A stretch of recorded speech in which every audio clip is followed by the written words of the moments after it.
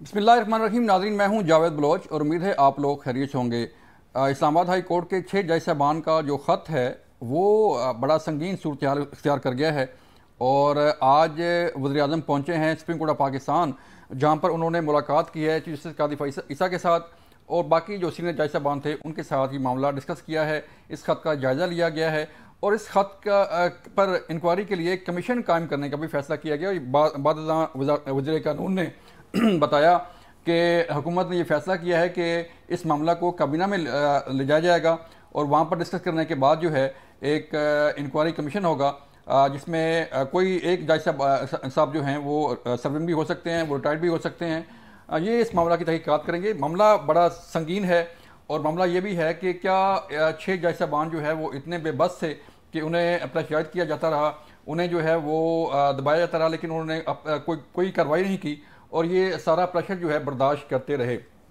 इस पर हम आज बात करने जा रहे हैं। हमारे साथ मौजूद होंगे हाफिज़ एहसान अहमद खोखर साहब, उनसे बात करेंगे। सीनियर कानूनदान हैं इश्तर औसाफ साहब ने हमें ज्वाइन किया है, उनसे बात करेंगे। फिर बात करेंगे इरफान कादर साहब से जो साबिक अटॉर्नी जनरल हैं, उनसे भी बात होगी कि आखिर मामला जाएगा किस तरफ और जो बारे सबूत है, जो इल्ज़ाम लगा रहे हैं, वो शवाहिद कैसे पेश करेंगे। सबसे पहले मैं बात करना चाहूँगा इश्तर औसाफ साहब से जो साबिक अटॉर्नी जनरल हैं, उनसे बात करेंगे। सर बहुत शुक्रिया हमें सर वक्त देने का। सर बताइएगा कि आज वज़ीर-ए-आज़म ने मुलाकात की है कादी फ़ाइज़ साहब के साथ और ये मामला डिस्कस हुआ है, इस लेटर का जायज़ा लिया गया।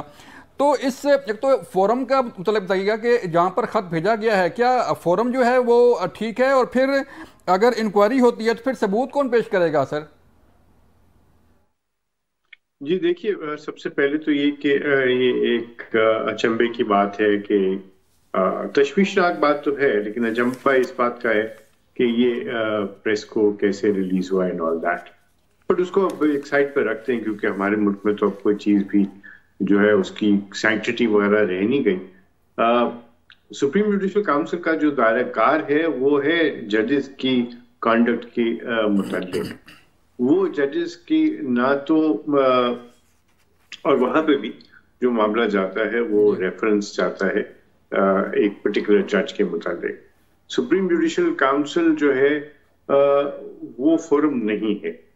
मेरी दानिश में तो फोरम इसका ये 184(3) का ही बनता है, जहां पे जिस तरह आपने देखा कि जब जजेस को ग्रीवेंसेस कोई होती हैं तो वो फिर वो चाहे वो सुप्रीम कोर्ट का जज हो चाहे हाई कोर्ट का जज हो, तो वो फिर 184(3) में आए हैं। और ये इफ्तिखार मोहम्मद चौधरी साहब ने भी 184(3) में किया था। फिर आप देखें कि जस्टिस शौकत सिद्दीकी साहब ने भी 184(3) में किया। जस्टिस काजी जस्टिस जो है काजी साहब, उन्होंने भी 184(3) में ही किया था। So I guess that is the correct forum.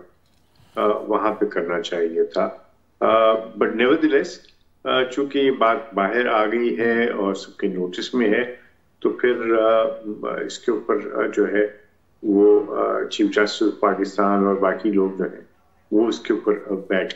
ठीक है हाफिज़ साहब मैं आपसे पूछना चाहूँगा सर कि जब ये मामला शुरू हो गया है, अब ख़त चला गया, उस पर मुलाकात भी होगी वज़ीर-ए-आज़म की चीफ साहब के साथ, तो इंक्वायरी जब होगी शुरू, तो जैसे अभी इश्तर साहब फरमा रहे हैं कि 184(3) की तरफ जा सकता है या कमीशन भी बनाने का ऐलान किया गया, तो फिर सबूत कौन पेश करेगा? सबूत पेश करना जारी बात है, उसी की जिम्मेदारी होगी जो इल्ज़ाम लगा रहे हैं? नहीं, इसके अंदर दो चीज़ें बड़ी वाज़ेह हैं। एक तो जिस तरह अशरफ साहब ने भी कहा कि एक अनप्रेसिडेंटेड है कि एक पाकिस्तान की जुडिशल हिस्ट्री के अंदर एक ऐसी चीज़ आई है जो कभी भी नहीं आई। और दूसरा ये है कि जो फोरम आर्टिकल 209 के नीचे है वो कॉन्डक्ट है, और जिन की तरफ अशरफ साहब ने इशारा भी किया है, जिन 3 केसेस का, वो तीनों के तीनों जो थे जहाँ पे सुप्रीम जुडिशल काउंसिल की प्रोसीडिंग्स को चैलेंज किया गया था अंडर आर्टिकल 184(3). अब इस केस के अंदर ये है कि किसी प्रोसीडिंग्स को तो चैलेंज नहीं किया गया, बल्कि इसके अंदर जो है कि एक सुप्रीम जुडिशल काउंसिल को लिखा गया है by passing the chief justice of their own high court से, और वो चीफ जस्टिस जो है सुप्रीम जुडिशल काउंसिल के मेंबर्स भी हैं।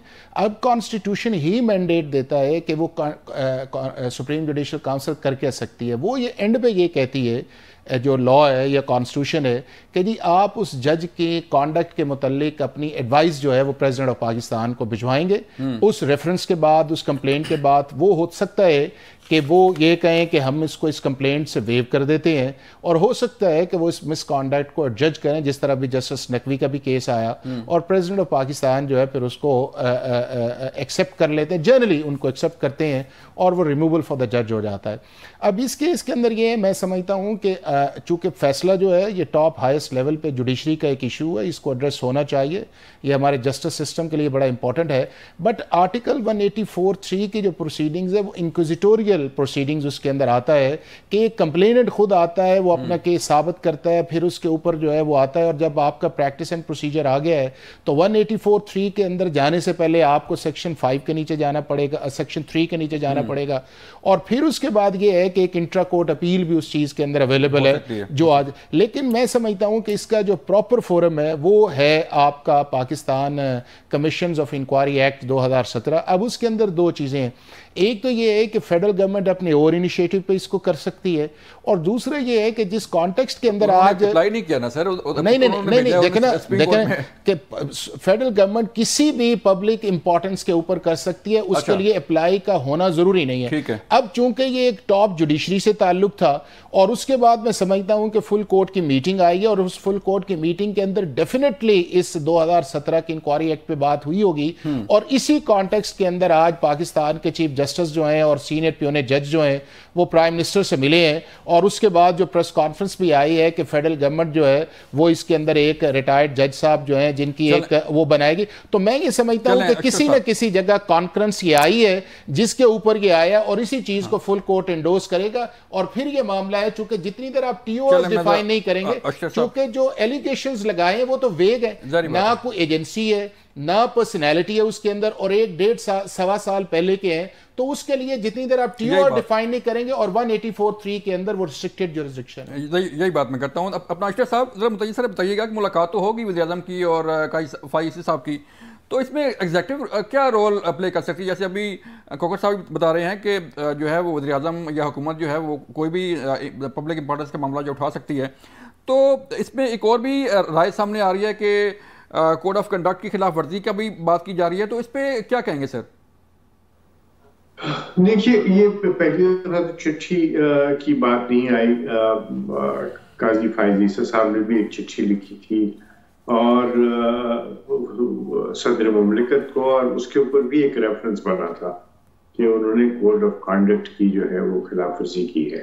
آپ کو یاد ہوگا کہ وہ ریفرنس جو ہے وہ خارج کیا گیا تھا, اور ریفرنس جو ہے وہ خارج اس بنیاد پہ ہوا تھا کہ یہ شواہد نہیں تھے, قاضی فائز عیسی صاحب نے اس کو خود سے کیا پریس کو دیا تھا.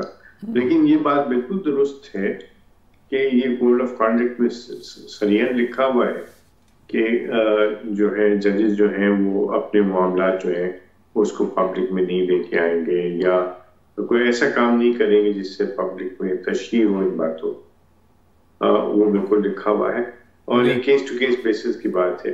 یہ واقعی جو ہے وہ پبلک میں اس طرح ڈسکشن جو چلتی ہے تو اس سے پھر ادارے کا جو توقیر اور ادارے کا جو اسٹینڈنگ ہے وہ کمپرومائز ہو جاتی ہے, کیونکہ ہر ایک کا جو ہے اس کا اپنے پوائنٹ آف ویو ہوتا ہے, اور اسی لیے منع کیا ہوا ہے کہ ان باتوں کو پبلک. حافظ صاحب مجھے یہ بتائیے گا سر کہ جیسے معاملہ جو ہے وہ جا رہا ہے کمیشن کی طرف, تو آپ سمجھتے ہیں کہ یہ جب کمیشن بنے گا تو اسے قبول کرنا ان جج صاحبان پر جو ہے وہ لازمی ہوگا, یا کوئی اعتراض بھی کر سکتے ہیں؟ دیکھیں جاوید, اس کے اندر یہ ہے کہ ان ججز نے جو لیٹر لکھا ہے وہ لکھا ہے سپریم جوڈیشل کاؤنسل کے ممبرز کو, اور ان کے ہیڈ ہیں chief justice of Pakistan. Chief justice of Pakistan نے یہ مناسب سمجھا کہ چونکہ یہ آرٹیکل 209 کا معاملہ نہیں ہے تو ہم اس کو اپنی فل کورٹ کے اندر لے جاتے ہیں. جب فل کورٹ کے اندر وہ معاملہ گیا تو ڈیفینیٹلی سارے ایسپیکٹ سے بات آئی ہوگی, 209 پہ بھی آئی ہوگی, Pakistan commission of inquiries act پہ بھی آئی ہوگی, 184(3) پہ بھی آئی ہوگی, پرائم منسٹر کی جو پرپوز میٹنگ ہے اس پہ بھی آئی ہوگی, کیونکہ کل جو فل کورٹ کی میٹنگ ہوئی تھی اس سے پہلے اٹارنی جنرل جو تھے وہ پاکستان کے چیف جسٹس کو ملے تھے. اب اس کے بعد یہ ہے کہ آج ایک جو ڈیولپمنٹ آئی ہے وہ یہ آئی ہے کہ جس کے اندر جو پریس کانفرنس ابھی آئی ہے اس کے اندر کمیشن آف انکوائریز ایکٹ جو ہے اس کے اندر ایک جج صاحب جو ریٹائرڈ ہے، تو میرا خیال یہ ہے کہ چیف جسٹس آف پاکستان نے چونکہ بات یہ ہے کہ اس لیول کا اگر ایشو آئے تو گورنمنٹ اپنا اون انیشیٹو نہیں لے سکتی، اس کے لیے چیف جسٹس آف پاکستان کی بلیسنگ کی ضرورت ہے، اور دو آپشنز ہوتے ہیں۔ ایک آپشن یہ ہوتا ہے کہ فیڈرل گورنمنٹ جو ہے وہ سیکشن 3 جو انکوائریز اینڈ کمیشن ایکٹ ہے اس کے نیچے کسی کو بھی ایک ممبر بھی بنا سکتی ہے اور کئی بھی بنا سکتی ہے، اور دوسرا یہ ہے کہ یہ بھی ہماری پریکٹس ہے کہ فیڈرل گورنمنٹ جو ہے وہ لکھ دیتی ہے آپ کو چیف جسٹس صاحب کو کہ جی آپ کوئی ممبرز بنا دیں اور وہ ایک کمیشن بن جائے۔ اب اس کیس کے اندر میرا خیال یہ ہے کہ شاید وہ لیول آف کانکرنس اس جگہ آیا ہے کہ بجائے جوڈیشری جو ہے وہ اپنے اس لیول کے اندر لے کے آئے، آپ ایک باہر سے لے کے آئیں، اور وہ نام بھی میرا خیال یہ ہے کہ اس پہ ایگریمنٹ ہوا ہوگا یا وہ فل کورٹ کی میٹنگ کے اندر آیا ہوگا، اور وہ اس کے بعد اگر نوٹیفائی کر دیا جاتا ہے، اور اگر اس میٹنگ کے بعد امیڈیٹلی اٹارنی جنرل اور پریس کانفرنس کرتے ہیں تو اس کا مطلب یہ ہے کہ کسی جگہ لیول آف کانفیڈنس یا لیول آف ایگریمنٹ ہے اس چیز۔ تو میرا خیال یہ ہے کہ جب انکوائری کمیشن کے اندر جائے گا اس کے اندر ساری پاس بھی ہیں، اور اس کے اندر یہ جو جج صاحبان ہیں یہ اپنا موقف بھی دیں گے، چونکہ اس کے پاس سول پروسیجر کوڈ کے بھی پاس ہیں، اس کے پاس انسپیکشنز بھی پا رہے ہیں، اٹینڈنس بھی پا رہے ہیں، سارے لوگ اس کے اندر آئیں گے، اور اس کے بعد اس کی ریکمنڈیشنز جو ہے وہ آئے گی، اور وہ جو ہے جو نیا لا آیا اس کے اندر امینڈمنٹ بھی آئی ہے کہ آپ ان ریکمنڈیشنز کو پبلک کریں گے۔ تو میرا خیال یہ ہے کہ ایک وائز ڈیسیژن ہوا ہے کہ معاملہ چونکہ سرٹن ٹی او آرز کو ڈیفائن کیے بغیر آگے بڑھ نہیں سکتا، اور آرٹیکل 184(3) وہ پراپر فورم نہیں ہے، تو اس کو کسی ایسے شخص پہ کیا جائے جس پہ پاکستان کی ہائیسٹ جوڈیشری جو ہے اس پہ اپنی کانکرنس دے، اور اگر وہ بن جاتی ہے، اور اگر یہ جج صاحبان جس کی طرف آپ نے اشارہ کیا ہے کہ وہ کوئی اس طرح کی بات کرتے ہیں، پھر میرا خیال ہے کہ وہ مناسب نہیں ہے کہ اگر جس شخص کے اوپر انہوں نے ٹرسٹ کیا ہے اس نے اپنے 15 ججز کے ساتھ کسی چیز کو ڈیسائیڈ کیا ہے تو وہ جو چیز بھی آئے پھر ان ججز کے لیے اس کو ایکسیپٹیبل ہونا چاہیے۔ بریک لیتے ہیں سر، مجھے ایک بریک لیے کہا جا رہا ہے، جب بریک سے واپس آئیں گے تو پھر مزید بات کریں گے کہ آخر یہ معاملہ جو ہے وہ حل کیسے ہوگا، آخر اتنا بڑا اہم معاملہ ہے تو اس کا کوئی نہ کوئی حل تو نکلنا ہے، اس پہ بات کریں گے کہ جو ٹی آر ہوں گے کمیشن کے وہ کس طرح کے ہوں گے۔ ملتے ہیں بریک کے بعد۔ ویلکم بیک ناظرین، ہم بات کر رہے تھے کہ یہ معاملہ جو 6 جج صاحبان کا ہے آخر یہ کیا رخ اختیار کرے گا۔ استاد صاحب سابق اٹارنی جنرل ہیں، ان سے بات کرتے ہیں۔ اشرف صاحب ذرا مجھے بتائیے گا سر کہ یہ جو جج صاحبان نے شکایت بھیجی ہے سپریم کورٹ آف پاکستان میں، اس میں جو حوالے دیے گئے ہیں، جو اشارے دیے گئے ہیں، جو بتایا گیا ہے وہ تو کوئی 1-1.5 سال پہلے کی بات ہے، تو اتنا عرصہ برداشت کرتے رہے۔ تو میں ایک جو ہے وہ لے مین ہوں، کوئی شہری جاتا ہے اس ہائی کورٹ میں انصاف کے لیے، اور جن جج صاحبان نے انصاف دینا ہے وہی جو ہے وہ برداشت کرتے رہے، اور جو ہے وہ اب جا کے سال بعد 1.5 سال بعد جو ہے معاملہ اٹھا رہے ہیں۔ سوالیہ نشانات تو آپ نے جیسے نشاندہی کی اٹھتے ہیں، بہت سارے سوال اٹھیں گے اور اٹھ بھی رہے ہیں کہ کیوں اس وقت بات نہیں کی گئی، کیا جب کسی کا ہوا تو پھر کیا FIR لکھوائی گئی، جب کوئی کیمرہ نکلا تو اس کے متعلق اس وقت کیوں جو ہے وہ نوٹس نہیں لیا گیا۔ ججز کے پاس خود بھی اختیار موجود ہے، ہر جج جو ہے وہ اس کے پاس اختیار حاصل ہے آئین کے تحت، خاص طور پہ جو ہائی کورٹ اور سپریم کورٹ کے ججز ہیں کہ وہ کنٹیمپٹ آف کورٹ کا نوٹس ایشو کر سکتے ہیں۔ وہ ایک ایسا ایفیکٹو میجر ہے جو کہ لیا جا سکتا تھا، اور اب جس طریقے سے سارا معاملہ پورا ایک انسٹیٹیوشن جو ہے وہ اس وقت ڈسکشن میں آ گیا، شاید اس وقت تک محدود رہتا ایک جج تک، تو یہ شواہد جو ہیں وہ پھر اسی کو پیش کرنا ہوتے ہیں جو الزام لگاتا ہے۔ اس لیے بھی کہا جاتا ہے کہ ججز کو اپنے ذاتی معاملات میں کیسز جو ہیں اس کو دائر نہیں کرنا چاہیے، لیکن شاید یہ اس طریقے سے نہیں دیکھا گیا، اور جس طریقے سے اس لیٹر کو اور پہلے والے لیٹرز کا جس طریقے سے تشہیر ہوئی ہے، اس سے پورا ملک جو ہے وہ ایک ہیجان کی سی کیفیت میں آ گیا ہے۔ آپ دیکھیں کہ سچویشن ایسی آئی کہ فل کورٹ کا اجلاس بھی بلایا گیا پھر، لیکن لیکن یہ پہلے بھی تو بلایا جا سکتا تھا. اگر پہلے نہیں بلایا گیا تو کیا شاید ان باتوں کو اتنی اہمیت نہیں دی گئی تھی؟ یہ سب سوالوں کا جواب ہمیں لازمی طور پہ چاہیے ہوں گے. سر ہمیں سر جوائن کیا ہے سپریم کورٹ بار کے پریزیڈنٹ شہزاد شوکت صاحب نے, ان سے بات کریں گے. شہزاد صاحب اب ہیں ہمارے ساتھ موجود؟ سر نہیں, وہ ان کی لائن ڈاپ ہوگی. میں سر دوبارہ آپ کے پاس آؤں گا. اشرف صاحب مجھے بتائیے گا کہ ابھی پہلے بات ہو رہی تھی کہ 184(3) جو ہے, آپ اپنی بات کی, حافظ صاحب نے بات کی, تھوڑا سا اس کو ذرا ایکسپلین کیجیے گا سر عام پبلک کے لیے کہ 184(3) ہے کیا اور اس کے تحت کارروائی کیا ہو سکتی ہے؟ 184(3) کے دو حصے ہیں. ایک تو ڈائریکٹلی جب آپ پٹیشن فائل کرتے ہیں اور وہ پٹیشن فائل ہوگی انڈیپینڈنس آف جوڈیشری کے حوالے سے, اور اس میں آپ بس نظیر موجود ہیں. وہ نظیرات ہیں خان محمد چودھری صاحب کے, وہ نظیر موجود ہے قاضی فائز عیسی صاحب کا اپنا ذاتی جو معاملہ تھا, وہ پھر شوکت صدیقی صاحب کا. سر مجھے تھوڑا سا ٹائم دیجیے گا, ہمیں جوائن کر لیجیے شہزاد شوکت صاحب نے, پریزیڈنٹ ہیں سپریم کورٹ بار کے, ان سے بات کرتے ہیں. شہزاد صاحب شکریہ سر وقت دینے کے. بتائیے گا آپ بھی ظاہری بات ہے انکوائری کی ڈیمانڈ کر رہے ہیں, تو انکوائری کے جو ٹی او آرز ہوں گے یا یہ انکوائری کس طرف جا سکتی ہے, اس کا حل کیسے نکل سکتا ہے؟ دیکھیں انکوائری تو ہم اس نیگوشیشن کر رہی ہیں جی, اس لیے کہ یہ بار بار یہ بات سامنے آ رہی ہے, انٹرفیرنس کی کمپلینٹس ہیں جی. ہم چاہتے ہیں کہ اس پر ایک تو واضح جو ہے حقائق قوم کے سامنے آنے چاہیے کہ یہ کون لوگ ہیں جو جوڈیشل افیئرز میں اور ججز کے ذاتی معاملات میں انٹرفیئر کر رہے ہیں, اور اس کے بعد پھر ہمیں ایز اے نیشن اور جوڈیشری کو ایز این انسٹیٹیوشن یہ بھی طے کرنا ہے کہ اس کی روک تھام ہم کس طرح کریں جی, کیونکہ this is something which is very serious, اور اس کی آپ ہمیں اور جیسے آپ دیکھ رہے ہیں پورا ملک جو ہے it's in turmoil right now. تو ہم چاہتے ہیں کہ پہلے تو یہ دیکھا جائے کہ واقعتاً انٹرفیرنس ہو رہی ہے, کس طرف سے ہو رہی ہے, اور جو بھی. لیکن سر یہ سوال نہیں بنتا شہزاد صاحب, یہ سوال نہیں بنتا سر کہ جج صاحبان پہ اتنا پریشر رہا. ہم تو میں پہلے ہی بات کر رہا تھا کہ میں یا کوئی عام شہری جو ہے وہ ہائی کورٹ جاتا ہے, کسی کورٹ میں جاتا ہے انصاف کے لیے, اور جنہوں نے انصاف دینا ہے وہ خاموش رہے. سر دیکھیں یہ تو ہم پہلے بھی کہہ چکے ہیں کہ بڑا جج صاحبان کو جیسے ہی جس پہلے بھی کسی کے پاس اگر آیا تھا pressure, he should have given the persons concerned notice or contempt. واقعی اگر اس وقت یہ پراپرلی اس کو ہینڈل کیا گیا ہوتا تو یہ اتنی ہمت ان لوگوں نے نہیں پڑھنی تھی. جی جی, لیکن یہ نہیں ہوا. اور یہ بھی آپ دیکھیں کہ اب یہ جو خط ہے, اس خط میں ڈفرینٹ واقعات درج ہیں, وہ 1 سال پہلے کے ہیں. ہاں جی ایسے ہی ہے.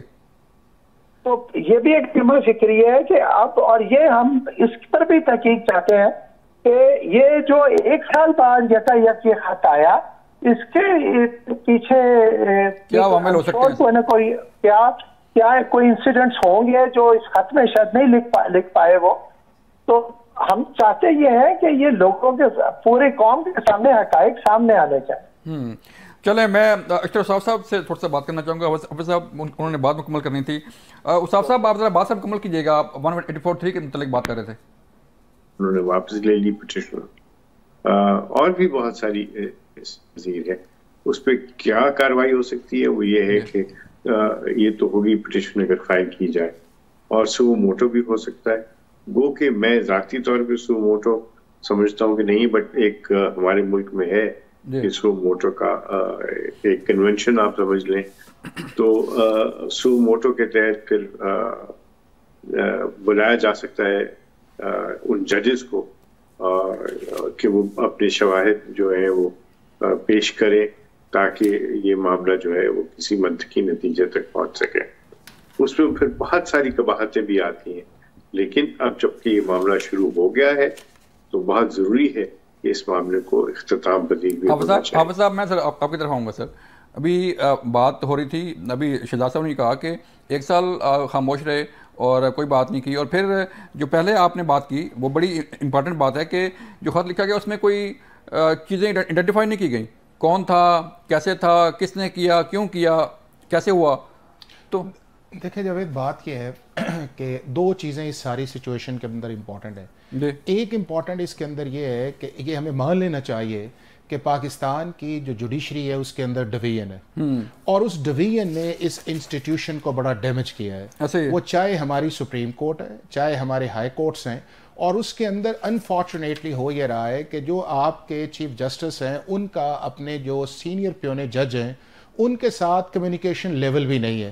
اس کمیونیکیشن لیول کی نہ ہونے کی وجہ سے جو ہیں وہ چیزیں جو ہیں وہ پبلک کی طرف نکل جاتی ہیں یا ان کو ایڈریس نہیں کیا جاتا. اب اس کے اندر دیکھ لیں کہ ہمارا جو سپریم کورٹ کے اندر پچھلی دفعہ بھی جسٹس بندیال صاحب اور قاضی فائز عیسیٰ صاحب کا تھا، تو آپ نے دیکھا کہ کتنے لیٹرز کی کمیونیکیشن ہو رہی تھی، اور اس کمیونیکیشن کی بنیادی وجہ یہ تھی کہ فل کورٹ کی میٹنگ کا نہ ہونا تھا، جو جسٹس کھوسا کے بعد ہوئی نہیں تھی. نہ جسٹس گلزار صاحب نے کی، نہ جسٹس بندیال صاحب نے کی، اور الٹیمیٹلی اتنی سلیکٹیو آف بینچز کے اندر آ گئے کہ آپ کی اسمبلی میں بھی کرٹیسزم آ رہا ہے، آپ کے روڈز پہ بھی آ رہا ہے، بار بھی کنفیوژن کا شکار ہے کہ کون جج کیا کر رہا ہے. اور اچھا ایک ہی آ گیا، یہی چیز ریپلیکیٹ جو ہے وہ آپ کی اسلام آباد ہائی کورٹ کے اندر بھی آئی ہے کہ اسی کا وہ نتیجہ یہ نکلا یہ ہے کہ اگر ان کا کمیونیکیشن لیول آپس میں ہوتا تو فل کورٹ میٹنگ وہاں پہ ہونی چاہیے تھی آج سے 1.25 سال پہلے. دوسرا یہ تھا کہ جب جسٹس بندیال صاحب کے نوٹس کے اندر آیا، جس میٹنگ کا یہ کانٹیکس بھی کرتے ہیں، تو بندیال صاحب کو چاہیے تھا کہ یا چیف جسٹس اسلام آباد کو کہتے کہ اس معاملے کو آپ ٹیک اپ کریں، نہیں تو خود اپنے لیول پہ اس کو ٹیک اپ کرتے. چونکہ لائیو ایشو تھا، اس لائیو ایشو کی کوئی ریکمنڈیشن جو تھی یا فل کورٹ تھا یا کوئی چیز نکل سکتی تھی. اب دونوں چیزیں جو وہ نہیں ہوئیں، اور جا کے جو ہے وہ اس میٹنگ کے اندر فائز عیسیٰ صاحب کا بھی ذکر کرتے ہیں کہ ہم اس کے بعد ان سے بھی جا کے ملے. لیکن بنیادی چیز یہ ہے کہ آپ کا کمیونیکیشنز کا نہ ہونا، اور دوسرا یہ ہے کہ ہماری سپریم کورٹ یا ہائی کورٹ کے اندر ایلیویشن کا پروسیس بھی جو ہے یہ بھی بہت بڑا ایک کانٹروورسی جو ہے ود ان دی جوڈیشری. اور اس کے بعد اس کے اندر جا کے جو آپ کی چیزیں جب رائپ اپ کی طرف جاتے ہیں تو آپ کا پروفیشنلزم وہ بھی ایک ہے. لیکن میں یہ سمجھتا ہوں کہ اس چیز کے اندر یہ ہے کہ 184(3) کے اندر کوئی جج کمپلینٹ نہیں بن سکتا کسی ایجنسیز کے خلاف، اور وہ ایجنسی آپ نے آئیڈینٹیفائی نہ کی. اب پاکستان میں کئی طرح کی ایجنسیز ہیں، آپ کی ISI بھی ہے، آپ کی IB بھی ہے، آپ کی MI بھی ہے، آپ کی FIA بھی ہے، آپ کی اسپیشل برانچ بھی ہے، آپ کی پروونشل ایجنسیز بھی کام کرتی ہیں. تو اگر ان ساروں کو دیکھا جائے تو آپ نے اگر ایجنسی بھی آئیڈینٹیفائی نہیں کی، آپ نے پرسنالٹیز بھی نہیں کیا، اور آپ نے ریلائی کیا شوکت صدیقی صاحب کے اوپر. شوکت صدیقی صاحب نے تو 2 پرسنالٹیز کو آئیڈینٹیفائی کیا تھا، نہ انہوں نے 2 آئیڈینٹیفائی کیا، اور وہ ایک میٹنگ کا بھی ذکر کرتے تھے کہ وہ میٹنگ ہوئی.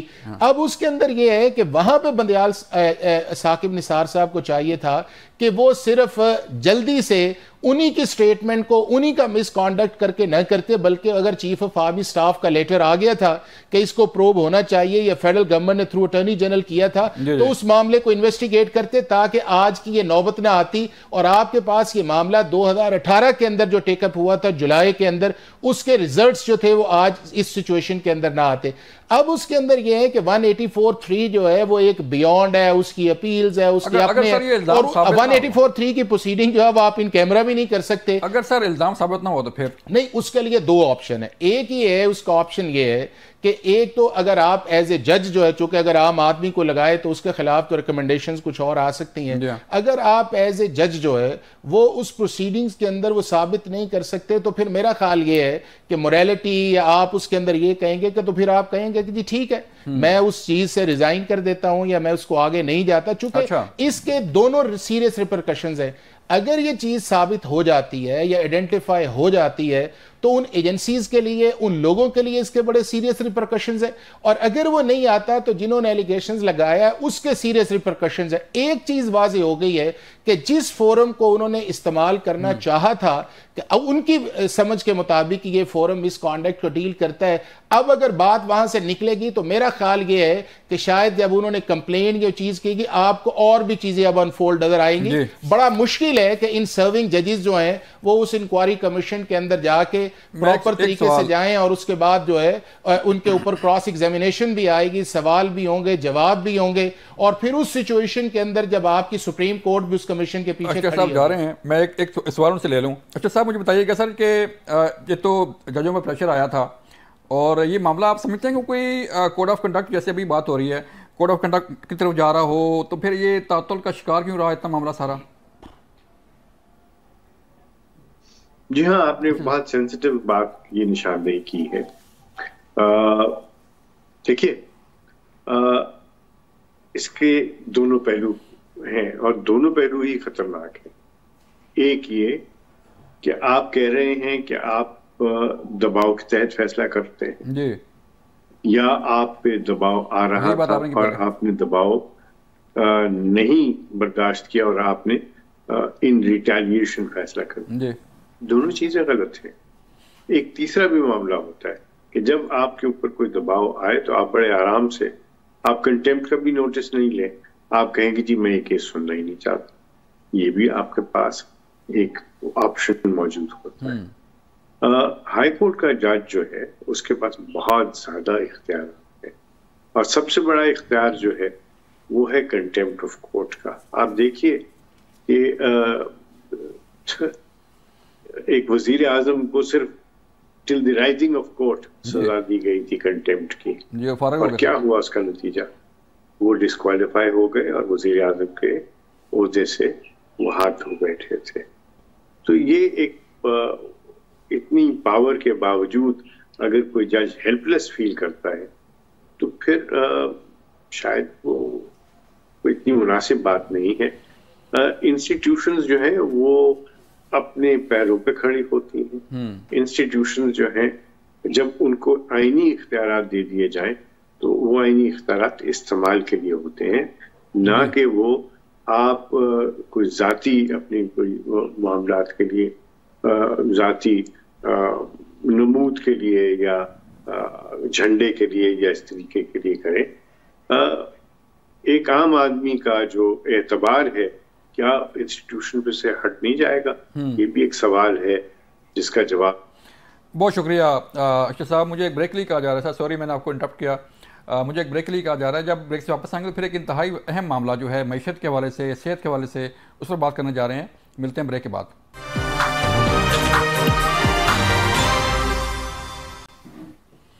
ویلکم بیک ناظرین. ہم اس سیگمنٹ میں بات کرنے جا رہے ہیں معیشت پر, آبادی پر, صحت پر, کہ ظاہری بات ہے معیشت کا ڈائریکٹ تعلق ہے آپ کی آبادی پر, اور آبادی کا ڈائریکٹ تعلق ہے صحت کی سہولتوں پر. جب آبادی زیادہ ہوگی تو ظاہری بات ہے صحت کا فقدان ہوگا, معیشت کا جو بحران ہوگا, اور اس آبادی کو کنٹرول کرنے کے لیے ماضی میں بھی جو ہے وہ شروع دن سے کوششیں ہوتی رہی ہیں اور اب بھی ہو رہی ہیں, اور ہر سیاسی جماعت کے منشور میں بھی یہ شامل ہوتا ہے کہ وہ صحت کی سہولیات دیں گے, آبادی کو کنٹرول کیا جائے گا, اور جو معیشت ہے اسے ٹھیک کیا جائے گا. اس سب میں بات کرنے جا رہے ہیں ماہر معاشیات ہیں شاہد حسن صدیقی صاحب, ان سے بات کریں گے, اور پھر حافظ احسان صاحب بھی ہمارے ساتھ موجود ہیں, ان سے بھی بات ہوگی. شاہد صاحب مجھے بتائیے گا, ایک تو آج جو ہے وہ آپ کی اسٹاک ایکسچینج جو ہے وہ ہائیسٹ لیول پہ گئی ہے, یہ تو بڑی اچھی خبر ہے. اور تھوڑا سا بتائیے گا کہ معیشت سر جا کس طرف رہی ہے, کیا آگے چل کے کچھ بہتری کے امکانات مزید ہیں, کوئی ڈالر میں کمی آئے گی, کوئی مہنگائی میں کمی آئے گی؟ یہ بالکل واضح ہے کہ ہم آئی ایم ایف کے ساتھ 24واں پروگرام کرنے جاتے ہیں. تو جو اس سے پہلے 23 پروگرام ہم نے کیے تھے, اس کے بعد تو یہ ہوا تھا کہ معیشت سرگرم سست رہی اور مہنگائی بڑھی. اب اس حکومت نے جو ہمیں پالیسیاں بتائی ہیں وہی پالیسیاں ہیں جو پچھلے پروگراموں میں تھیں, جو میں آپ کو 2001 میں شوکت عزیز باتیں کرتے تھے, وہی پالیسی. اس کا مطلب یہ ہے کہ ہمیں قسطیں مل جائیں گی, قرضے مل جائیں گے, لیکن پھر ہم 25ویں پروگرام کے لیے بھی جائیں گے کچھ عرصے کے بعد. تو آئی ایم ایف کے پروگرام سے یہ توقع رکھنا کہ مہنگائی میں پائیدار کمی ہوگی یا معیشت بہتری ہوگی, یہ ہو نہیں سکتا ہے. ہاں یہ ہو سکتا ہے کہ اگر ہمارا ایس آئی ایف سی جو ہے جس پر اعتماد ہے افواج پاکستان کی وجہ سے, اگر ابھی آپ نے منشور کا لفظ استعمال کیا تھا, اگر وہ تینوں پارٹیوں کے نمائندوں کو بلائیں اور ان سے یہ کہیں کہ بھائی جس منشور پہ آپ نے الیکشن لڑا, خاص طور سے توانائی اور ٹیکس اور آئین پاکستان، اگر وہ تعلیم کے لیے انہوں نے کوئی آئین میں شق رکھی ہے 25 الف مثال کے طور پر، اس کی پابندی کرنے کے لیے آپ ایک عہد نامے میں دستخط کر دیں. شاہد صاحب ظاہری بات ہے معیشت بہتری کے لیے جو ہے وہ آپ کی آبادی ہے وہ بڑی میٹر کرتی ہے. اب ظاہری بات ہے جو رپورٹس آ رہی ہیں کہ 2050 تک آپ کی آبادی 40 کروڑ تک پہنچ جائے گی، اور جس طرح جو ہے وہ آبادی میں اضافہ ہوتا گیا پچھلی دہائیوں میں اور ہو رہا ہے مسلسل، یہ تو بڑی خطرے کی گھنٹی ہے سر پاکستان کے لیے. میرے خیال سے خطرے کی گھنٹی ضرور ہے، مگر میں آپ کی خدمت میں جو لوگ دیکھ رہے ہیں ان کو بھی یہ بتا دوں کہ ہمارے معاشی مسائل جو ہیں اس میں 80% ذمہ داری جو آتی ہے ان پالیسیوں پر آتی ہے جو ہم اشرافیہ کو نوازنے کے لیے بناتے ہیں، ٹیکسوں میں، توانائی میں، اور 20% حصہ جو ہے وہ جو ہے آپ کی آبادی میں تیز رفتار اضافے کا ہے. تو اگر 20% کو کنٹرول کر بھی لیں، جو کہ نہیں کر سکتے کیونکہ عوام حکومت پر نہیں کرتے، وہ زکوٰۃ نہیں دیتے، تو پولیو حکومت کو پولیو پر کوآپریٹ نہیں کرتے، لیکن اس کا 20% ہے.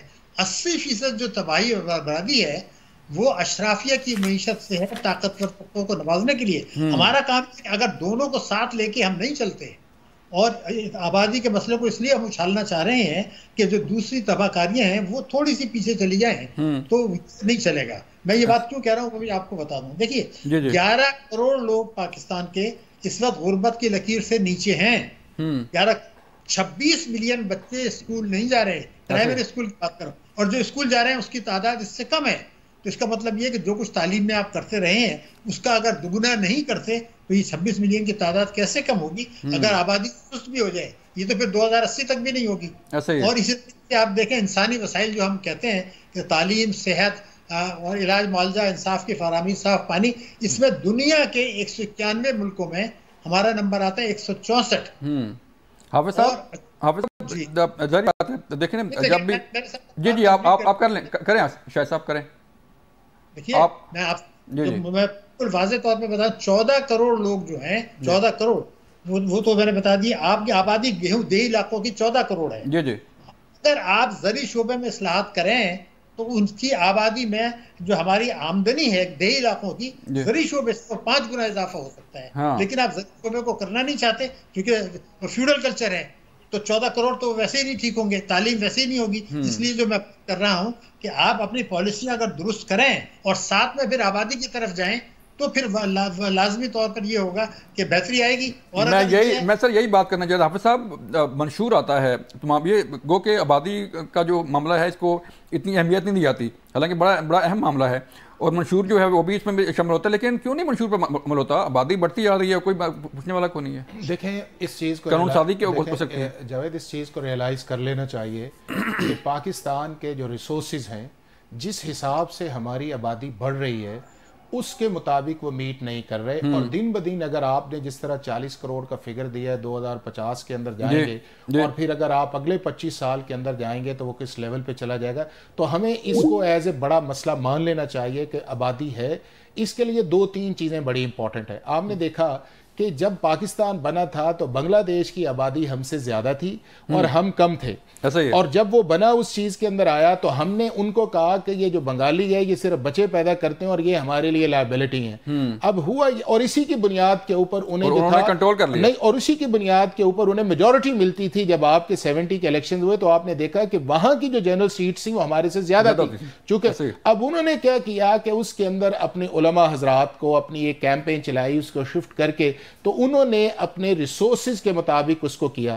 اس کے لیے ہمارا جو ارلی میرج ہے اس پہ کام کرنے کی ضرورت ہے، علماء حضرات ہے. لیکن جو اصل بنیادی چیز ہے جو میں سمجھتا ہوں وہ یہ ہے کہ ہمارا گورننس کا فیلئر ہے. کیونکہ ہمارے مینیفیسٹو کے اندر وہ لوگ آتے ہیں، ان لوگوں کا جو گورنر کا فیلئر ہے. میرے پروڈیوسر مجھے بتا رہے ہیں کہ ٹائم ختم ہو گیا پروگرام کا.